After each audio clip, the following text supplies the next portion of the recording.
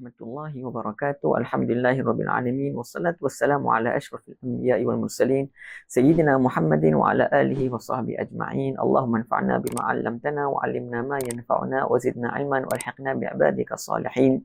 Rabbi shrah li sadri wa yassir li amri wa hlul 'uqdatam min lisani yafqahu qawli. Amma ba'd. Alhamdulillah, tuan-tuan dan puan-puan yang dirahmati Allah sekalian, moga-moga Allah Subhanahu Wa Taala menambahkan ilmu pengetahuan akan syariat kepada kita, anak-anak kita, dan semoga Allah Subhanahu Wa Taala mematikan kita dalam keadaan husnul khatimah. Hari ini saya ingin memberikan beberapa jawapan ke atas kritikan daripada saudara Hafiz kepada Ustaz Wadi dalam video tentang isu kenduri tahlil. Yang mana dia mempertikaikan kenduri arwah adalah amalan salaf. Begitu juga dia beritahu bahawa maksud kenduri arwah adalah jamuan makan yang disediakan oleh tuan rumah selama 1 atau 3 ke 40 hari dengan tujuan mengirimkan pahala kepada si mati.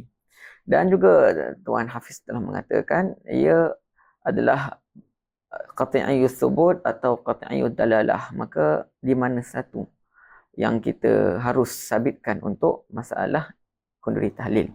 Dan juga dia mengatakan bahawa Rasulullah SAW telah datang ke rumah keluarga si mati, lalu dijamu makanan. Itu yang telah dibawa oleh Ustaz Wadi dalam satu riwayat yang telah diriwayatkan oleh Imam Abu Daud rahimahullah ta'ala.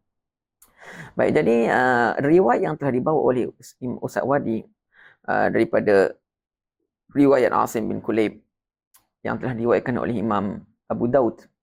Maka riwayat ini seperti mana yang telah dikatakan oleh Imam Hakim dalam Mustadraknya, ia adalah sahih kerana ia bersyarat dengan syarat Sahihul Bukhari dan Muslim, iaitu perawi-perawinya ialah daripada Bukhari dan Muslim. Dan begitu juga Imam Az-Zahabi rahimahullah telah mengatakan dalam kitabnya At-Talkhis bahawa ia adalah daripada perawi Imam Muslim, kerana Asim bin Kulayb pun adalah daripada perawi Imam Muslim.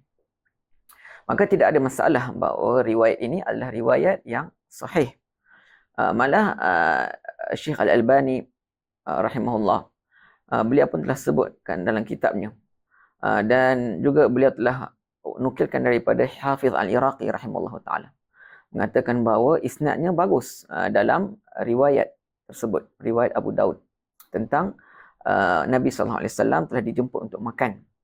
Baik, jadi pertikaian yang telah ditikaikan oleh saudara Hafiz ialah bagaimana seorang perempuan yang telah memanggil Rasulullah untuk makan, dan dalam riwayat tersebut tak disebut pun bahawa Nabi masuk dalam rumah. Baik, jadi daripada riwayat tersebut tentang perempuan, Imam Ash-Shawqani pun telah sebutkan dalam kitabnya Nailul Awtar, dan beliau mengatakan bahawa daripada hadis ini kita dapat tahu bahawa sunat bagi seorang menerima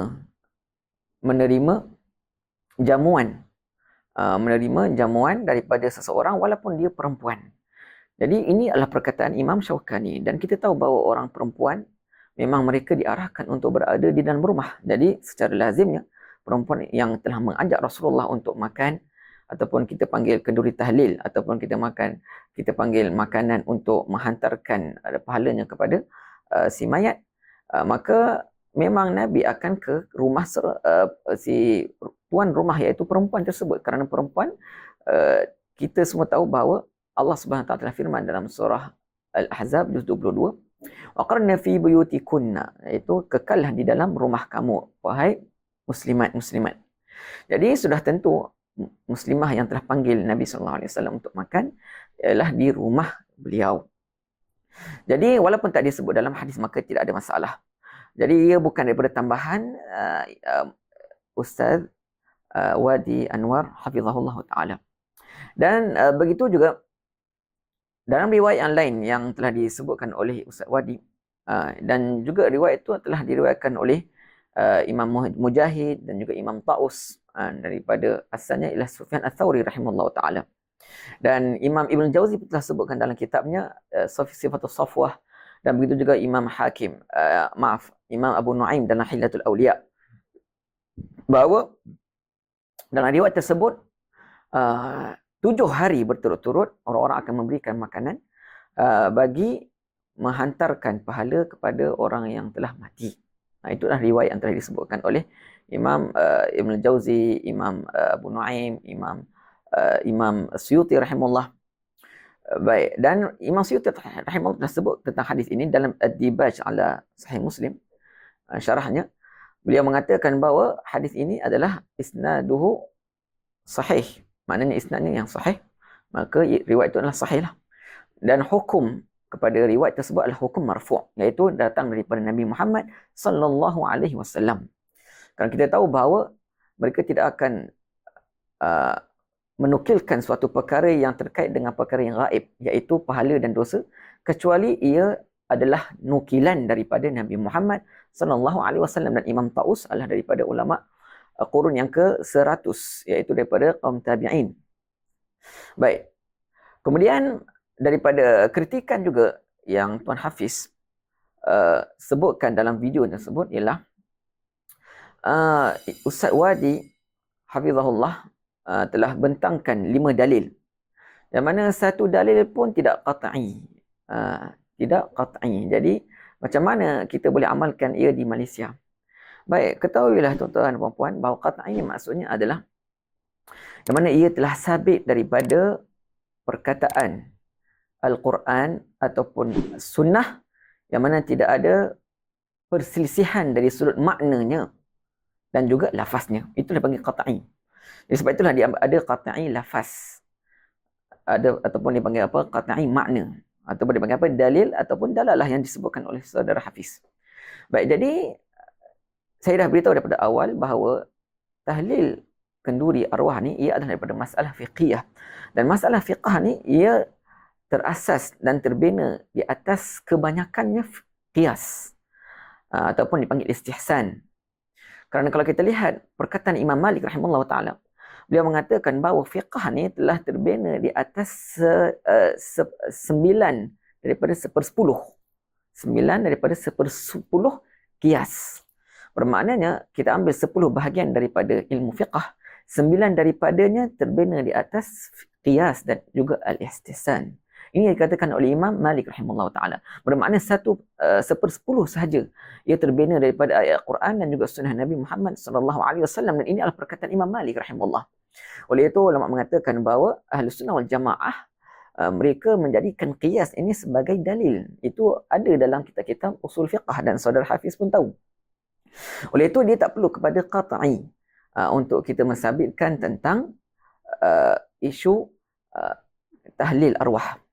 Dan juga saudara Hafiz dia kritik mengatakan bahawa sepatutnya gunakan Al-Quran dan Sunnah untuk menarik kita faham yang Allah dan Rasul nak.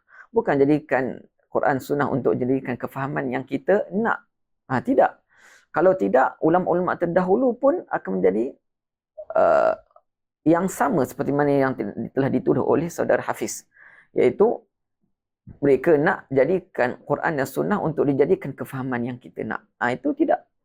Itu adalah semata-mata satu tuduhan daripada saudara Hafiz, kerana ia semuanya bersandar kepada Al-Quran dan Sunnah dan juga Qiyas. Kemudian dia mengatakan bahawa Ustaz Wadi jadikan hukum kenduri arwah ini boleh buat untuk dijadikan pokok asas, lalu baru cari dalil sebagai penyokong kenduri arwah.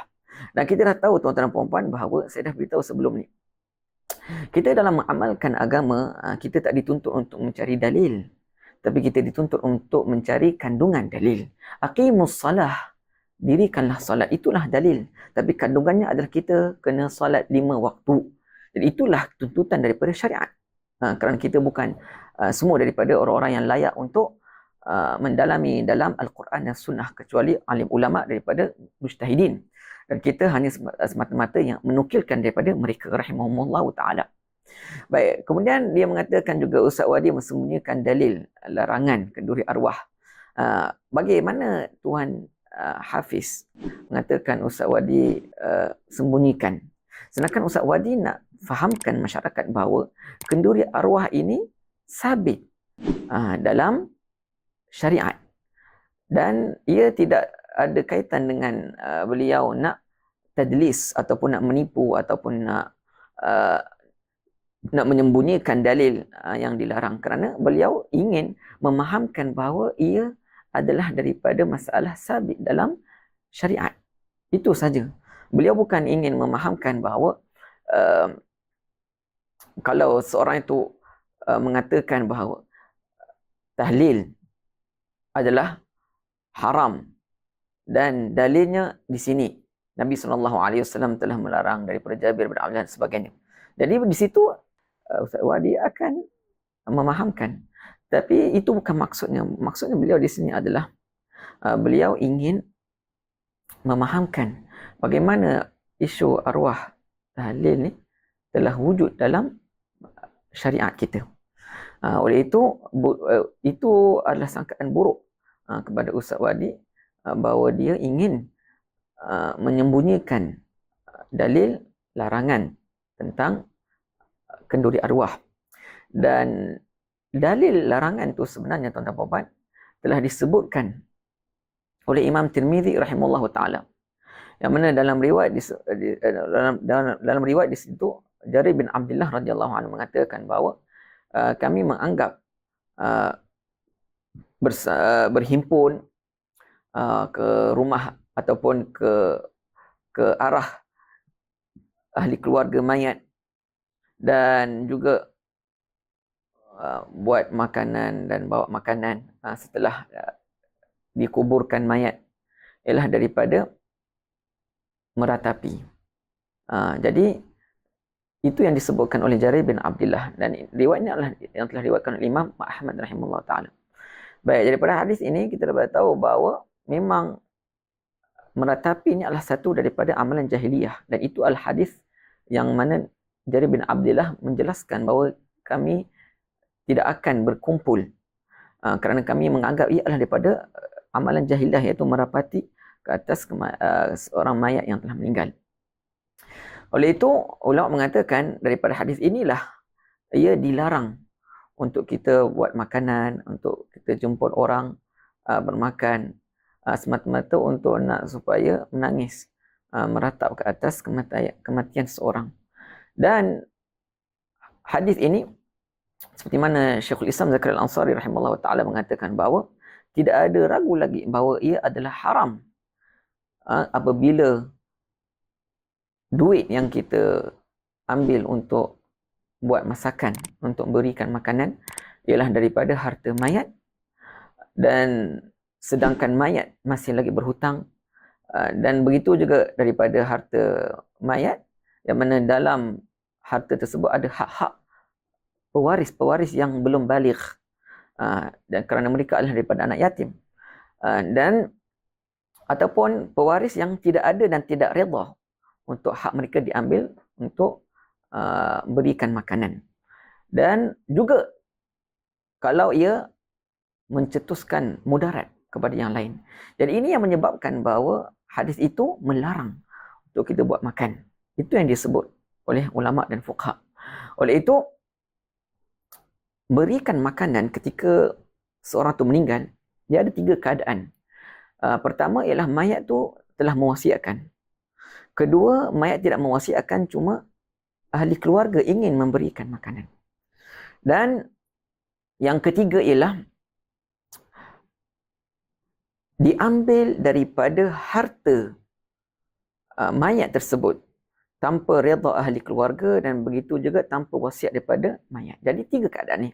Jadi keadaan yang pertama, apabila mayat mewasiatkan, maka Imam Ibn Hajar telah sebut dalam Tuhfah, ia adalah daripada wasiat yang sah.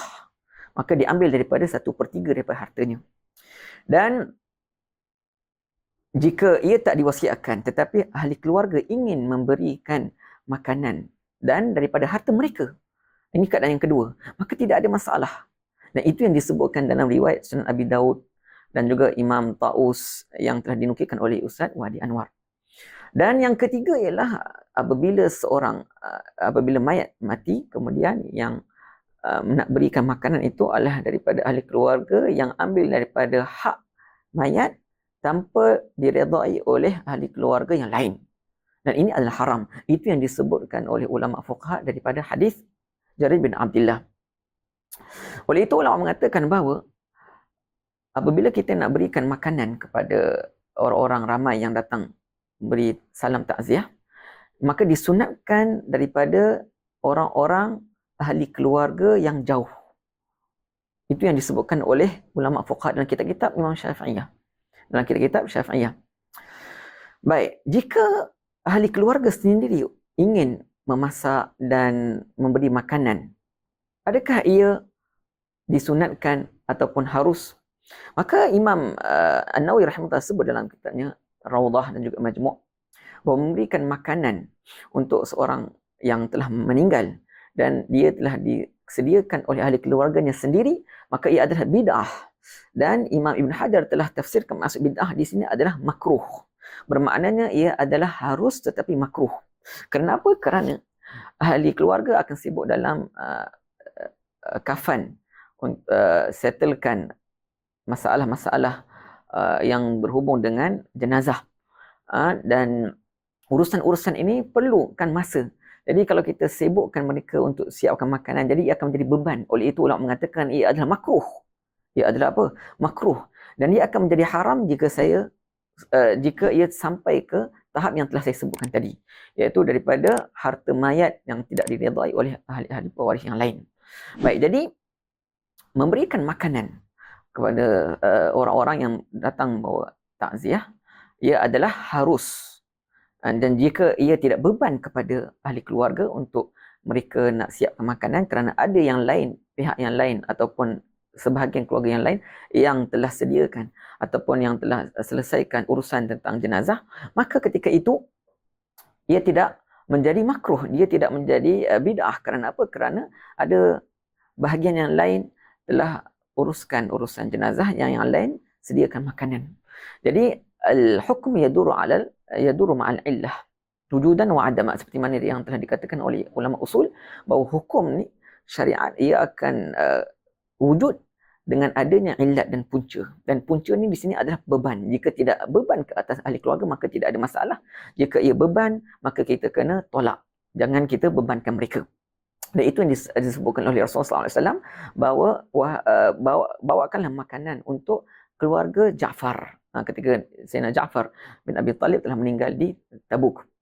Maaf, ataupun di Jordan. Baik.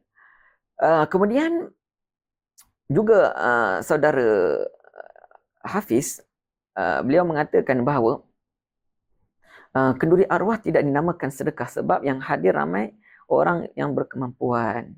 Jadi janganlah bazir duit. Sebab apa? Sebab dia mengatakan bahawa sedekah ni kepada orang miskin. Kalau orang yang mampu bukan dikira sedekah. Baik, ketahuilah Imam Nawawi rahimahullah telah sebut dalam Majmu' bahawa tidak ada khilaf, perselisihan di antara ulama bahawa sedekah sunnah diharuskan untuk memberi kepada orang yang walaupun kaya dan dia akan diberikan pahala. Tetapi kalau diberikan kepada miskin lebih afdal. Itu yang dikatakan oleh Imam Nawawi dalam Majmu'. Maka kita berikan makanan arwah tahlil ni adalah sebagai sedekah sunnah, bukan sedekah wajib. Maka tidak ada masalah. Oleh itu tuan-tuan dan puan-puan, daripada sini kita dapat tahu bahawa kenduri arwah yang telah dibuat oleh beberapa masyarakat kita di Malaysia, maka ia adalah bersandar daripada syariat. Jadi janganlah kita bebankan mereka yang tidak mampu, tapi yang mereka mampu janganlah kita menghalang mereka. Wa akhiru da'wana alhamdulillahi rabbil alamin.